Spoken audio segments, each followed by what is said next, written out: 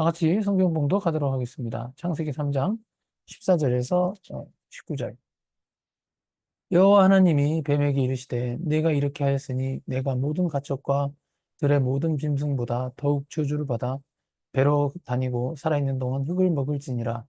내가 너로 여자와 원수가 되게 하고 내 후손도 여자의 후손과 원수가 되게 하리니 여자의 후손은 내 머리를 상하게 할 것이요 너는 그의 발꿈치를 상하게 할 거이니라 하시고, 또 여자에게 이르시되 내가 내게 임신하는 고통을 크게 더하리니 내가 수고하고 자식을 낳을 것이며 너는 남편을 원하고 남편은 너를 다스릴 것이니라 하시고, 아담에게 이르시되 내가 내 아내의 말을 듣고 내가 내게 먹지 말라 한 나무의 열매를 먹었은즉 땅은 너로 말미암아 저주를 받고 너는 내 평생에 수고하여야 그 소산을 먹으리라. 땅이 내게 가시덤불과 엉겅퀴를 낼 것이라. 내가 먹을 것은 밭의 채소인즉 내가 흙으로 돌아갈 때까지 얼굴에 땀을 흘려야 먹을 것을 먹으리니 내가 그곳에서 취함을 입었음이라. 너는 흙이니 흙으로 돌아갈 것이니라 하시니라. 아멘. 네. 오늘 읽은 그 성경 구절들은 범죄한 우리 인류의 선조에게 하나님께서 심판을 선고하시는 장면입니다. 오늘 말씀에 따르면 가장 먼저 뱀이 심판을 받고, 두 번째는 여자가 심판을 받고, 마지막으로 남자가 심판을 받습니다. 그리고 중요한 부분은 단순히 뱀, 하와, 아담이라는 어떤 범죄했던 세 존재를 심판하는 데 그치지 않고 그들의 후손, 다시 말해서 그들의 종족을 대표하는 어떤 운명으로서 인류 전체에 효력이 있는 하나님의 심판, 하나님의 선고를 받았습니다. 먼저 15절에 내가 너로 여자와 원수가 되게 하고 내 후손도 여자의 후손과 원수가 되게 하리니 여자의 후손은 내 머리를 상하게 할 것이요 너는 그의 발꿈치를 상하게 할 것이니라 하시고, 이 뱀은 앞선 14절에서 14절 읽어보겠습니다. 중간쯤에 내가 모든 가축과 들의 모든 짐승보다 더욱 저주를 받아 배로 다니고 살아있는 동안 흙을 먹을지니라 라는 이 심판이 언급되지만, 이제 가장 중요한 것은 15절에서 언급된 것과 같이 어, 대대로 뱀의 후손과 어떤 여자의 후손 사이에 적대적 관계로 있다가 결국에는 여자의 후손이 이 뱀의 머리를 상하게 할 것이라고 한 부분입니다. 여자의 후손이 뱀의 후손을 정복한다라고 이렇게 기록되지 아니하고, 여자의 후손이 이 최초의 뱀이죠. 이 뱀의 내 머리를 상하게 할 것이라고 했는데, 다시 말해 뱀의 후손들의 머리가 아닌 창세기 3장에 등장하는 뱀의 시조, 이 대표의 어떤 뱀 종족의 대표죠. 대표의 머리를 상하게 해서 그 적대 관계가 종지부를 찍는 것으로 설명되고 있습니다. 물론 여기서 이 뱀은 사탄이라는 악한 영적 존재인 사탄의 매개체에 불과합니다. 이 창세기 3장에 있었던 이 뱀은 이미 죽었겠죠. 그 매개체는. 그러나 이제 이 영적 존재는, 사탄이라는 영적 존재는 계속 살아있잖아요. 창세기 3장에서 언급된 뱀은 결국 사탄을 칭하는 것이고 상징하는 것입니다. 이 사탄이란 악한 영적 존재의 패배는 여자의 후손이 이룬다고 말씀하고 있습니다. 창세기 3장에서 사탄이 최초의 인류인 하와를 패배시켰지만 그 여자의 후손 중 하나가 이 사탄을 패배시킨다는 하나님의 이제 계시였던 것입니다. 그렇다면 창세기 3장 15절에서 뱀의 머리를 상하게 하는 여자의 후손이 누구냐라는 어떤 질문이 생깁니다. 오늘 본문에서는 여자의 후손에 대해서 특정하여 지칭하고 있지는 않습니다. 그러나 예수 그리스도의 등장 이후에 창세기 3장 15절에 언급된 여자의 후손은 바로 예수 그리스도를 의미한다는 것을 우리는 쉽게 알 수 있습니다. 여자의 후손에 의한 사탄의 멸망이 아담에게 그대로 그 뜻이 이어되었다는 증거는 창세기 3장 20절에서 짐작할 수 있습니다. 창세기 3장 20절. 아담이 그의 아내의 이름을 하와라 불렀으니 그는 모든 산자의 어머니가 됨이더라.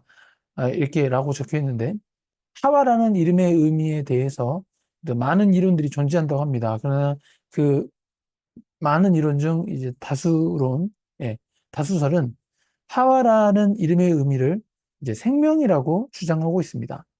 그래서 이러한 다수설에 입각해서 하와라는 이름의 의미가 생명이라는 거 감안을 하면은 아담이 비록 원죄로 인하여 타락하여 그 하나님 앞에 심판의 선고를 받고 죄 아래 살아야 하는 어떤 육신을 갖고 있었지만 하나님이 결국은 이 여자의 후손을 통해서 구원케 하신다라는 것을 아담이 이해했기 때문에 창세기 3장 20절에서 자신의 아내인 여자의 이름을 하와라고 지었다고 보는 것입니다.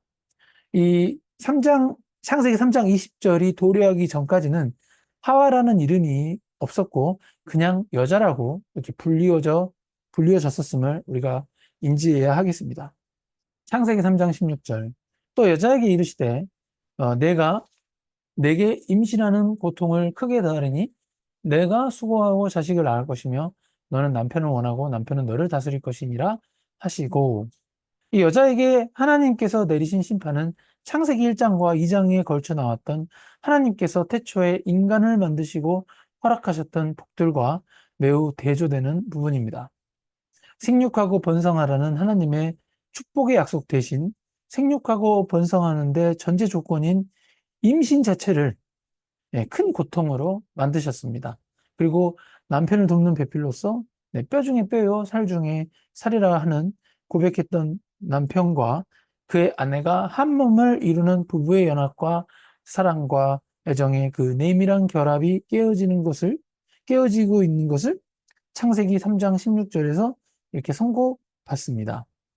남편을 사모하고 남편이 아내를 다스린다는 것은 사실상 남편과 아내가 더 이상 대등하고 조화로운 관계가 아닌 일종의 오염된 관계로서의 현실을 마주하게 된 것입니다. 특히 그 해산의 고통, 출산의 고통에 대하여 이게 여자들만 실제 몸으로 경험할 수 있지 남자는 그 고통을 알지 못합니다. 이 육체적으로만 따지면 이게 독신이 아니라면은 출산으로 인해 여자들이 남자보다 남자들보다 더 고통스러운 어떤 육체적 경험을 하게 되는 것입니다. 근데 이 시점에서 기억해야 될 부분은 이것이 누구의 잘못은 아니고 최초 인류인 아담과 하와가 범죄함으로 인하여 하나님의 은혜와 주심으로부터 떠났기 때문에 야기된 어떤 비참함이라는 사실입니다. 그래서 이 부분은 신약 성경 디모데전서 2장 8절에서 15절에 이렇게까지 묘사되고 있습니다. 그러므로 각처에서 남자들이 분노와 다툼이 없이 거룩한 손을 들어 기도하기를 원하노라. 또 이와 같이 여자들도 단정하게 옷을 입으며 소박함과 정절로서 자기를 단장하고 따은 머리와 금이나 진주나 값진 옷으로 하지 말고 오직 선행으로 하기를 원하노라. 이것이 하나님을 한다 하는 자들에게 마땅한 것이니라. 여자는 일체 순종함으로 조용히 배우라. 여자가 가르치는 것과 남자를 주관하는 것은 허락하지 아니하노니 오직 조용할지니라.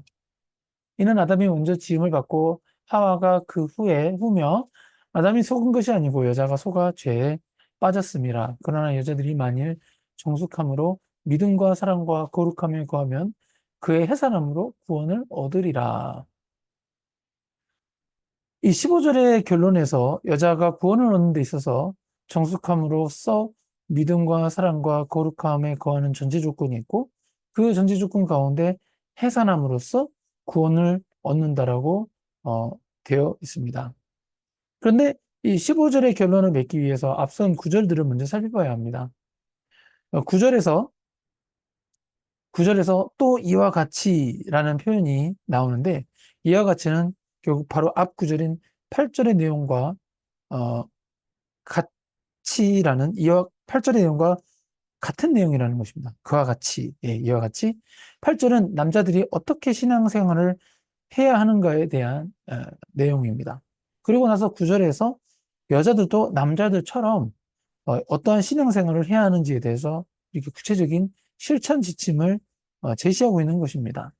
그래서 여자들에게 9절에서 또 이와 같이 여자들도 단정하게 옷을 입으며 소박함과 정절로서 자기를 단정하고 따은 머리와 금이나 진주나 값진 옷으로 하지 말고라고 언급하고 있습니다.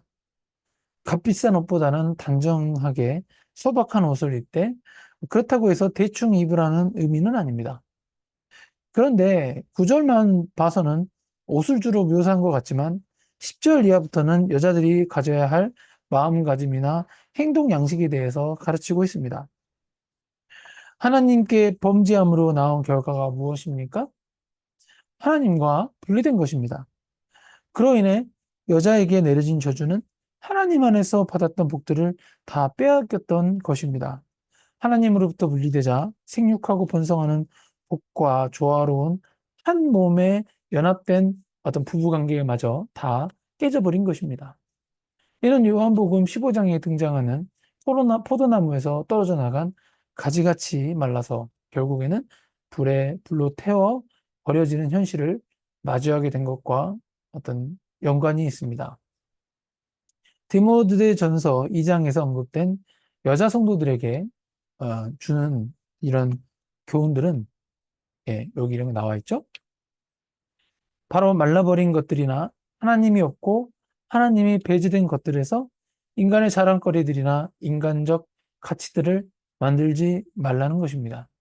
결국 신앙이란 우리가 오늘 살아가는 지금 매 순간 하나님을 필요로 하고 있고 하나님 없이는 아무 가치도 없다라는 것으로 확인하고 우리 안에 하나님을 채워야 한다는 것입니다. 여자 성도들로 하여금 단정함, 정절, 염치, 겸손, 양보, 희생 같은 것들을 요구하는 것은 바로 우리의 죄성 때문에 이러한 것들이 우리의 본성에서부터는 나오지 않기 때문에 그렇게 되기를 노력하라고 요구하는 것입니다. 우리 안에 가진 본성은 하나님으로부터 분리되어 있는 것이 기본적인 상태입니다.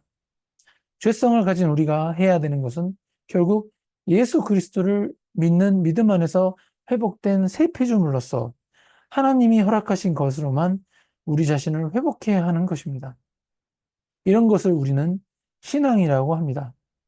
더 쉽게 표현하자면 우리의 본성, 우리가 가진 자연적이고 본성적인 것들은 모두 하나님으로부터 분리되어 있어서 저주받고 있는 것들 속에서 우리 자신의 자랑거리나 가치나 욕심을 추구하는 것들을 해서는 안 된다는 것입니다.